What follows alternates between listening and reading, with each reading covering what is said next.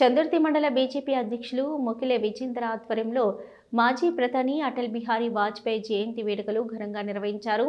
ఈ సందర్భంగా విజేంద్ర మాట్లాడుతూ అటల్ బిహారీ వాజ్పేయి ఒక గొప్ప రాజకీయ నాయకుడని, కవి మరియు రాజనీతిజ్ఞులు అయిన వాజ్పేయి భారతదేశానికి 10వ ప్రధానమంత్రిగా పనిచేశారని అన్నారు. ప్రధానమంత్రిగా ఉన్న సమయంలో భారతదేశంలో అనేక ఆర్థిక సంస్కరణలు, విదేశీ విధానంలో గణనీయమైన మార్పులు చేశారని కొనియాడారు.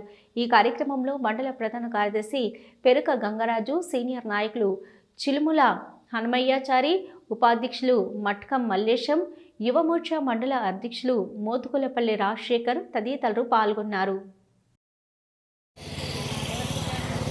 ఈరోజు చందుర్తి మండల కేంద్రంలో భారతీయ జనతా పార్టీ ఆధ్వర్యంలో మాజీ ప్రధాని గౌరవనీయులు పెద్దలు అటల్ బిహారీ వాజ్పేయి గారి 101వ జయంతి సందర్భంగా వారికి పూలమాల వేసి భారతీయ జనతా పార్టీ నాయకుల మధ్య ఈరోజు అంగరంగ వైభవంగా చేసుకోవడం జరిగింది.